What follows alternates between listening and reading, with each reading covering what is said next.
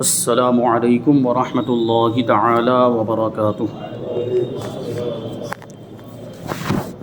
نحمده ونصلي ونسلم على رسوله الكريم اما بعد فاعوذ باللہ من الشیطان الرجیم بسم اللہ الرحمن الرحیم ان اللہ وملائکته یصلون علی النبی یا ایہا الذین آمنوا صلوا علیہ وسلموا تسلیما اللہم صل علی سیدنا ومولانا محمد معدن الجود والکرم وآلہ الکرام وابنہ الکریم وبارک وسلم صلاۃ وسلاما علیک یا رسول اللہ صلی اللہ تعالی علیہ وسلم۔ حضرات گرامی، سورہ بقرہ آیت نمبر 162 کی تفسیر ہے۔ اس سے پہلی والی آیت کریمہ میں کافروں کا ذکر ہوا۔ اس میں فرمایا گیا کہ بے شک وہ لوگ جنہوں نے کفر کیا اور کافر ہی مرے، ان پر اللہ اور فرشتوں اور انسانوں سب کی لعنت ہے۔ مزید ان کے بارے میں آیت نمبر 162 میں اللہ تبارک و تعالیٰ ارشاد فرماتا ہے خالدین فیہا لا یخفف عنہم العذاب ولا هم ینظرون، وہ ہمیشہ اس میں رہیں گے، یعنی کافر ہمیشہ لعنت میں ہی رہیں گے، یا یہ ہے کہ جہنم میں ہی رہیں گے، ان پر سے عذاب ہلکا نہ کیا جائے گا اور نہ انہیں مہلت دی جائے گی۔ ان پر سے عذاب ہلکا نہ کیے جانے کا کیا مطلب ہے؟ فرماتے ہیں کہ کفار کو کبھی عذاب سے چھٹکارا نہیں ملے گا اور نہ انہیں نیک اعمال کی یا توبہ کی مہلت دی جائے گی۔ یعنی اب تو ظاہر سی بات، جب دنیا سے چلے گئے تو دنیا دار العمل ہے، یہاں جو عمل کیا ہوگا آخرت میں اس کا بدلہ ملے گا۔ جب یہاں سے مرنے کے بعد اگر کوئی کافر کفر کی حالت ہی میں مر گیا تو اب دوبارہ نیک عمل کرنے کا اس کو کوئی موقع نہیں ملے گا، نہ ہی توبہ کرنے کا موقع ملے گا، کوئی مہلت بھی نہیں ملے گی۔ کافر کا عمل اسے کچھ نفع نہیں دیتا۔ البتہ علماء نے فرمایا اور احادیث سے سمجھ میں آتا ہے کہ جس عمل کا تعلق نبی کریم صلی اللہ علیہ وسلم کی ذات گرامی سے ہو، اس سے کافر کو بھی فائدہ ہوتا ہے۔ یعنی ابھی دیکھیں بظاہر دنیا میں جو غیر مسلم ہیں اور یا جو مشرکین ہیں، وہ اگر کوئی نیک کام کرتے بھی ہیں، جیسے ہم دیکھتے ہیں کبھی کوئی بھلائی کا کام کر رہے ہیں، غریبوں کی مدد کر رہے ہیں، ویلفیئر کے کام کر رہے ہیں، تو یہ بظاہر نیک کام ہیں۔ اگر کوئی مسلمان کرے تو اسے ثواب ملے گا، لیکن کافروں کو کوئی ثواب نہیں ملتا، کیونکہ کافر ثواب کا اہل ہی نہیں۔ ثواب یہ ایمان والوں کے لیے ہوتا ہے۔ بظاہر ہو سکتا ہے کبھی دنیا میں ہی ان کو اس کا بدلہ مل جائے، لیکن آخرت میں ان کے لیے کوئی حصہ نہیں، ثواب کا کوئی حصہ نہیں۔ اسی کے تعلق سے فرمایا گیا کہ کافر کا عمل اسے کوئی نفع نہیں دیتا، لیکن جس عمل کا تعلق نبی کریم صلی اللہ علیہ وسلم کی ذات بابرکات سے ہو، کبھی کبھی اس کا فائدہ کافروں کو بھی مل جاتا ہے۔ جیسا کہ بخاری و مسلم میں ہے کہ ابو طالب کے عذاب میں حضور اقدس صلی اللہ علیہ وسلم کی برکت سے کمی ہو گئی۔ حضور نے کیا ارشاد فرمایا حدیث شریف میں؟ آپ بخاری اور مسلم کی حدیث ہے کہ ابو طالب کو جہنم کا سب سے ہلکا والا جو عذاب ہے اس میں مبتلا کیا جائے گا، اور وہ ہے جہنم کی آگ کی جوتیاں پہنانا۔ یہ سب سے ہلکا عذاب، یہ حضور کے صدقے میں اور حضور کی مدد کرنے کے صدقے میں ان کو یہ ان کے عذاب میں تخفیف ہوئی۔ اور یوں ہی نبی کریم صلی اللہ علیہ وسلم کی ولادت کی خوشی میں ابو لہب نے اپنی لونڈی سویبہ کو آزاد کیا، تو جس انگلی کے اشارے سے اس نے آزاد کیا تھا اس سے اسے کچھ سیراب کیا جاتا ہے۔ یہی کلام علامہ عینی رحمۃ اللہ تعالی علیہ نے ابو لہب والی حدیث کے تحت عمدۃ القاری جلد نمبر 14 صفحہ نمبر 45 پر ذکر فرمایا۔ آیت نمبر 163 اللہ تعالیٰ ارشاد فرماتا ہے وَإِلَٰهُكُمْ إِلَٰهٌ وَاحِدٌ لَا إِلَٰهَ إِلَّا هُوَ الرَّحْمَٰنُ الرَّحِيمُ۔ بڑی مشہور و معروف آیت کریمہ ہے، اکثر ہم اس کو سنتے رہتے ہیں۔ اب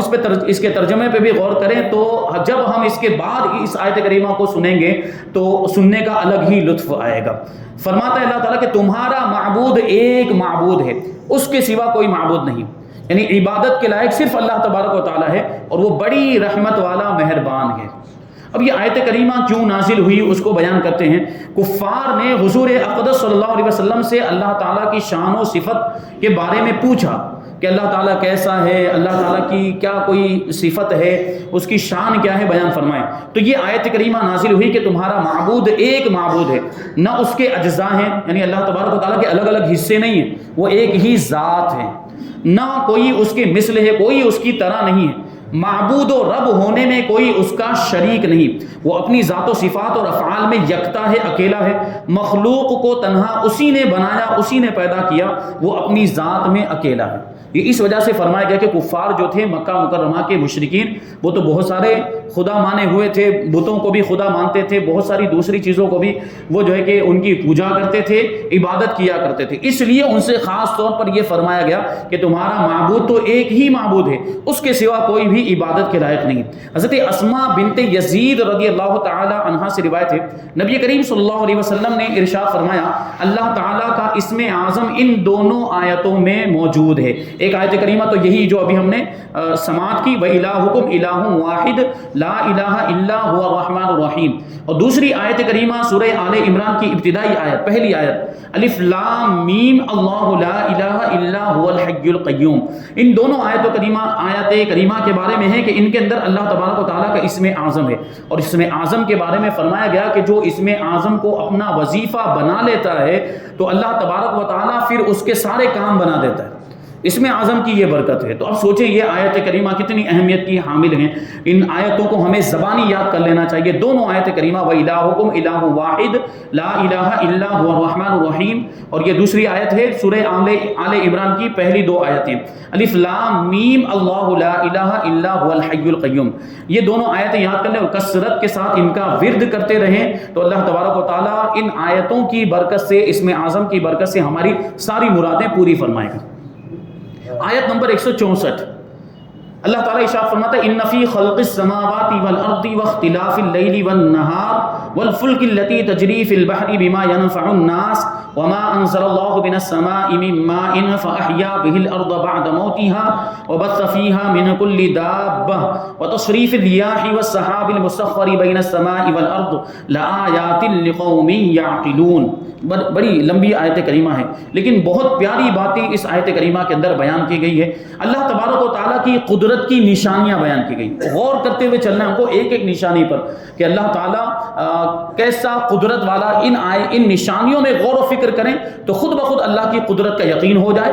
اللہ تعالیٰ فرماتا کہ بے شک آسمانوں اور زمین کی پیدائش میں، کہ آسمان اور زمین کی پیدائشی پر انسان غور کرے تو اس کو خود اندازہ ہو جائے گا کہ یہ بغیر کسی کے بنائے یہ چیزیں بن ہی نہیں سکتی۔ بے شک آسمان و زمین کی پیدائش اور رات و دن کی تبدیلی میں، رات جاتی ہے، دن آتا ہے، دن جاتا ہے تو رات آتی ہے، کبھی دن چھوٹا ہو جاتا ہے، کبھی دن بڑا ہو جاتا ہے، کبھی رات چھوٹی بڑی ہوتی ہے۔ اور کشتی میں جو دریا میں لوگوں کے فائدے لے کر چلتی ہے، کشتی میں ہم دیکھتے ہیں سمندر میں عام طور پر چیزیں ڈوب جایا کرتی ہے، لیکن کشتی یہ سمندر کے اوپر تیرتی ہے، بسا اوقات مسافروں کو بھی لے کر جاتی ہے، اور کبھی تو ایسا ہوتا ہے کہ ہزاروں ٹن وزنی سامان بھی لے کر جاتی ہے۔ بڑے بڑے جہاز ہوتے ہیں، ابھی اس زمانے میں بھی جب چلتے ہیں جو شپ جو چلتے ہیں ان کا معاملہ یہ ہے کہ ہزاروں ٹن لوہا وغیرہ جو سامان، ساز و سامان ادھر سے ادھر منتقل کیا جاتا ہے، ایکسپورٹ امپورٹ کیا جاتا ہے۔ تو یہ بھی تو اللہ کی قدرت ہے کہ وہ ڈوبتا نہیں ہے اتنا وزن ہونے کے باوجود۔ تو فرماتے ہیں اللہ تعالیٰ فرماتے ہیں کہ جو کشتی میں جو دریا میں لوگوں کے فائدے لے کر چلتی ہے، اور اس پانی میں جو اللہ نے آسمان سے اتارا یعنی بارش، پھر اس کے ساتھ مردہ زمین کو زندگی بخشی۔ بارش ہوتی ہے تو زمین میں پودے اگاتے ہیں، درخت اگتے ہیں، کھیتیاں اگنے لگتی، لہلہانے لگتی ہے بارش کے پانی کی وجہ سے۔ اس میں بھی اللہ کی نشانیاں، اور زمین میں ہر قسم کے جانور پھیلائے، اور ہواؤں کی گردش، ہواؤں کا چلنا، اور وہ بادل جو آسمان و زمین کے درمیان حکم کے پابند ہیں۔ حکم کے پابند ہے کا مطلب کیا؟ فرشتے اللہ تبارک و تعالیٰ کے حکم سے بادلوں کو ہانکتے ہیں، اور جہاں چاہے وہاں لے جاتے جہاں اللہ کا حکم ہوتا ہے کہ بادل کو فلاں جگہ پر لے جاؤ، فلاں ملک میں لے جاؤ، فلاں شہر میں لے جاؤ، فلاں علاقے میں لے جاؤ۔ فرشتے کوڑا مارتے ہیں ہانکتے ہوئے بادل کو، جہاں اللہ کا حکم ہوتا ہے وہاں لے کر جاتے ہیں، پھر وہاں پر بارش برساتے ہیں۔ وہ فرشتے جو ہے کہ وہ بادل کو جو ہے کہ کوڑا مارتے ہیں، اس کی وجہ سے پھر وہ بارش ہوتی ہے۔ تو حکم کے پابند ہیں۔ ان سب میں یقیناً عقل مندوں کے لیے نشانیاں ہیں۔ بے شک آسمانوں و زمینوں کی پیدائش میں نشانیاں ہیں۔ کعبہ معظمہ کے گرد مشرکین کے 360 بت تھے، وہاں کعبہ معظمہ مسجد حرام کے اندر 360 مورتیاں رکھی ہوئی تھی جنہیں وہ معبود مانتے تھے، ان کی پوجا کیا کرتے تھے۔ انہیں یہ سن کر بڑی حیرت ہوئی کہ معبود تو صرف ایک ہی ہے، کیونکہ اوپر والی آیت کریمہ میں کیا فرمایا گیا کہ تمہارا معبود، تمہارا خدا تو ایک ہی ہے۔ جب یہ کفار و مشرکین نے سنا کہ اللہ تعالیٰ ایک ہی ہے، خدا ایک ہی ہے، معبود ایک ہی ہے، تو ان کو تعجب ہوا،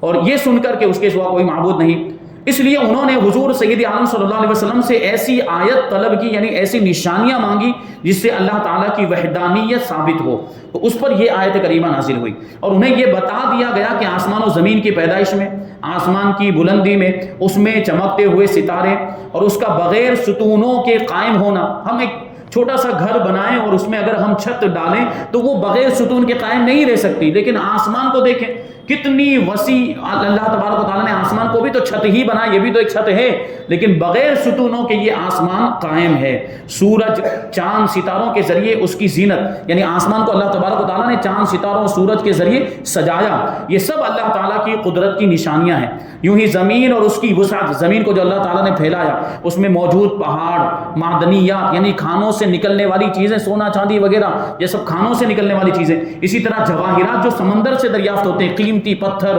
موتی وغیرہ، تو یہ سب چیزیں، اور اس میں رواں، زمین پر جو سمندر رواں ہے، دریا ہے، چشمے ہیں، اور اس سے اگنے والے درخت، سبزہ، پھل پھول، نباتات، شب و روز کا آنا جانا، دن رات کا چھوٹا بڑا ہونا، سمندر میں بھاری بوجھ کے باوجود کشتیوں کا تیرنا، لوگوں کا اس میں سوار ہونا، سمندری عجائبات، یعنی سمندر کے اندر اور بھی بہت ساری عجیب و غریب چیزیں ہیں، سمندر کی مخلوقات کو آپ دیکھیں تو دن بدن سائنس جیسے جیسے ترقی کرے ویسے ویسے عجیب و غریب مخلوقات بھی سامنے آتی جاتی ہیں کہ یہ چیز جو ہم نے پہلے کبھی نہ دیکھی ہو، ایسی چیزیں بھی ابھی دیکھنے کو مل رہی ہیں۔ تو یہ سب سمندر کے عجائبات ہیں، سمندر کے اندر رہنے والی مخلوقات، یہ بھی تو اللہ کی قدرت کی نشانیاں ہیں۔ ہواؤں کا چلنا، سمندر کے ذریعے مشرق و مغرب میں تجارت کرنا، یہ سمندر کے ذریعے جو شپنگ ہوتی ہے، میں نے ابھی عرض کیا یہ جہاز چلتے بڑے بڑے، ان کی وجہ سے بڑا جو ہے کہ ایکسپورٹ امپورٹ کا کاروبار ہوتا ہے، اور یہ تجارت اس طریقے سے پھیلتی ہے، ایک ملک کا مال دوسرے ملک میں پہنچ رہا ہے، اور اس طرح جو ہے کہ یہ کاروبار اور تجارتیں ہو رہی ہیں۔ سمندر سے بخارات کا اٹھنا، بخارات یعنی بھاپ،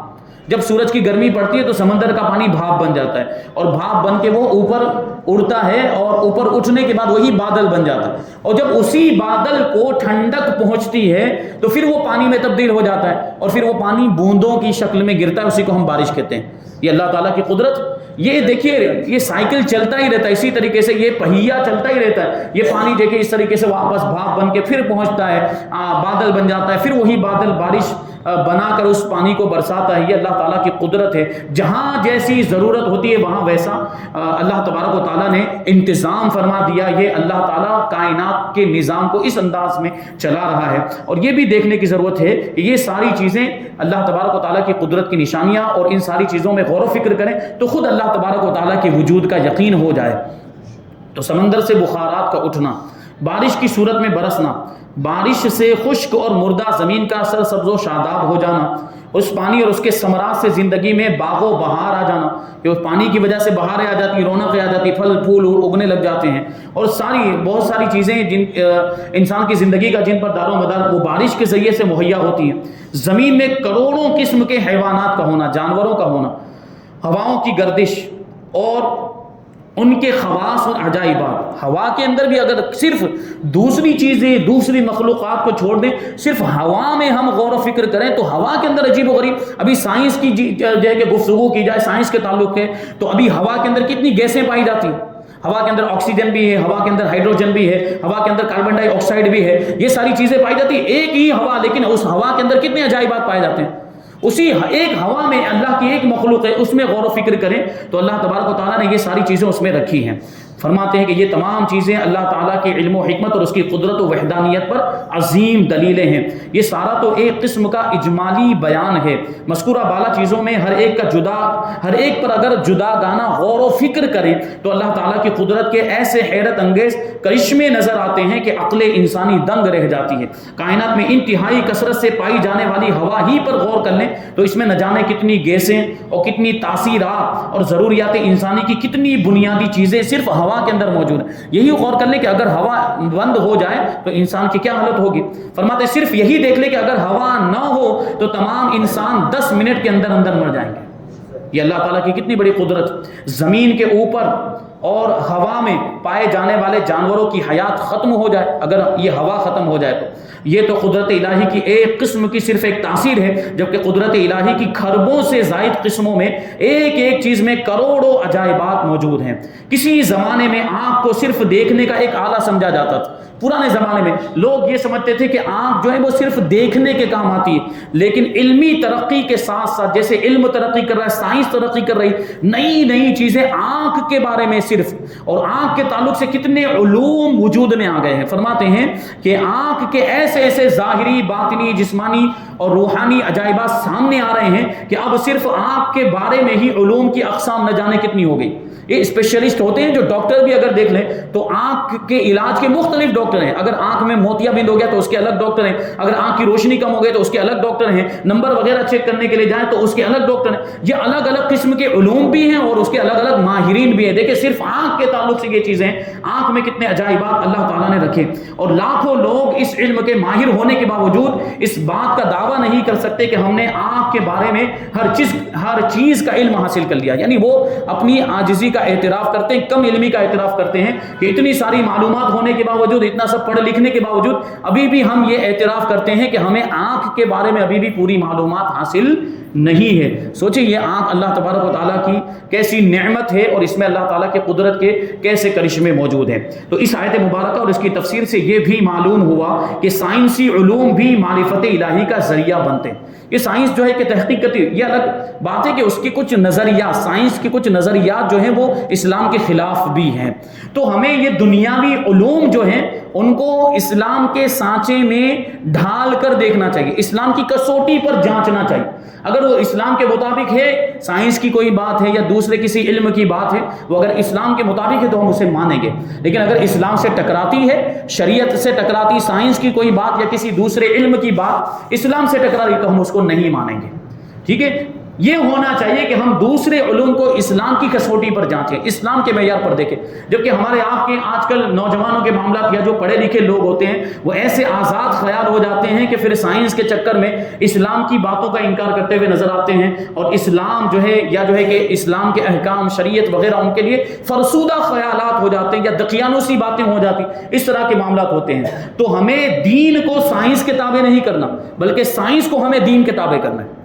اور یہ تو حقیقت ہے، یہ آپ دیکھتے رہیں گے کہ ہمارا دین 1450 سال پہلے جیسا تھا آج بھی ویسا ہی موجود ہے۔ اسلام میں کوئی تبدیلی نہیں ہوئی ہے۔ اسلام جو ہمارا مذہب 1450 سال پہلے جس حالت اور کیفیت میں تھا آج بھی ویسا ہے، لیکن سائنس کے نظریات بدلتے رہتے ہیں۔ پہلے کچھ کہا جاتا تھا، پھر کچھ کہا جانے لگا، پھر کچھ کہا، آئندہ ہو سکتا ہے اور کچھ بات آ جائے سامنے۔ تو سائنس کے نظریات یہ بدلتے رہتے ہیں۔ اگر ہم نے اپنے دین کو سائنس کے سانچے میں ڈھال کر چیک کیا یا اس کی کسوٹی میں جانچا تو اس کا تو نظریہ بدل جائے گا۔ تو معاذ اللہ ہم اپنے دین کو کمزور سمجھنے لگ گئے تھے، جبکہ اگر ہم نے سائنس کو دین کے سانچے میں ڈھالا اور دین کی کسوٹی پر اگر اس کو چیک کیا ہوتا تو جو چیز دین کے مطابق ہوگی تو وہ باقی رہے گی، اور جو دین کے مطابق نہیں ہوگی کبھی نہ کبھی اس کو بدلنا ہے، کبھی نہ کبھی اس میں تبدیلی آئے گی۔ اسی وجہ سے نظریات بدل، جیسے وہ نظریہ تھا وہ ایک ڈراوڈ کا کہ وہ انسان جو ہے کہ پہلے بندر تھا اور پھر وہ بندر جو ترقی کرتے کرتے انسان بن گیا، تو سب سے پہلے اس پر تو اعتراض یہ ہوتا ہے کہ چلے مان لیتے ہیں تیری بات، حالانکہ غلط ہے، اسلام یہ قرآن و حدیث کے خلاف ہے،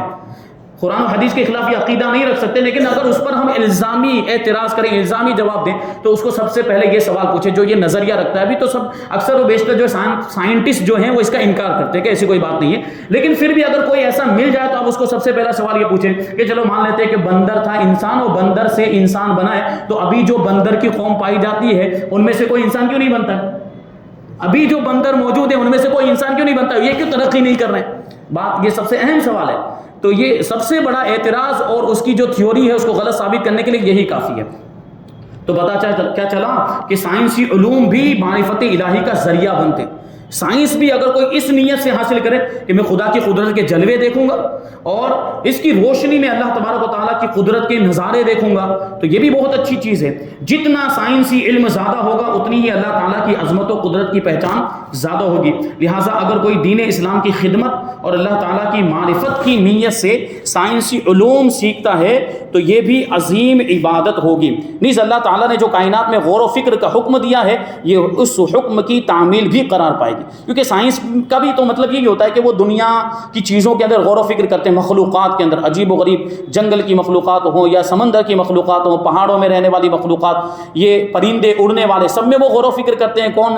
ہر چیز کی خصوصیات معلوم کرتے ہیں وہ. تو یہ سب خدا کی قدرت میں غور و فکر کرنا ہی ہوا. اور اس کے ذریعے سے بہت سے ایسے سائنسداں ہیں، یہ چھپاتے ہیں، اس کو سامنے نہیں لاتے. بہت سے ایسے سائنٹسٹ ہیں جو سائنس کے علوم میں جب انہوں نے مہارت حاصل کی اور جب یہ ساری چیزوں کو انہوں نے ملاحظہ کیا تو خدا کے وجود کا ان کو یقین ہو گیا. بہت سے سائنسدانوں کے بارے میں یہ آتا ہے، خبروں میں بھی آیا، کتابوں میں بھی لکھا گیا کہ وہ ان ساری چیزوں کو دیکھنے کے بعد عیسائی تھے تو مسلمان ہو گئے، یا کسی اور مذہب سے تعلق رکھتے تھے اور اسلام کے دامن سے وابستہ ہو گئے. یہ خدا کی قدرت کے جلووں کو دیکھ کر ان کے دل میں یہ ہدایت کا چراغ روشن ہو گیا. تو یہ چیزیں تو سائنس وغیرہ جو ہے کہ اگر ہم اس کو اسلام کے مطابق، اسلام کے معیار پر اگر سیکھتے ہیں تو اس میں کوئی حرج نہیں، بلکہ ہمارے بڑے بڑے سائنسداں بھی گزرے ہیں. سائنس کی شروعات ہمارے مسلمان سائنسدانوں، جب اسپین کے اندر ہماری حکومت تھی، طارق بن زیاد نے اسپین کو فتح کیا تھا، پھر جب وہاں پہ اسلام کی ترقی ہوئی اور علوم کو رواج ملا، سائنس کو، فلسفے کو، منطق کو. یہ جو آپ کو میں بتاؤں ایک بڑی تعجب والی چیز ہے کہ یہ فلکیات کا جو علم ہے،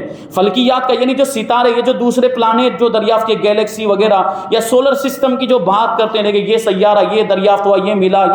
یہ پلانٹ ملا، اس زمانے میں کتنے سال، تقریباً یہ 8ویں صدی ہجری کی بات ہے، اسی زمانے میں ہمارے مسلم سائنسدانوں نے تقریباً 9 سیارے دریافت کر لیے تھے.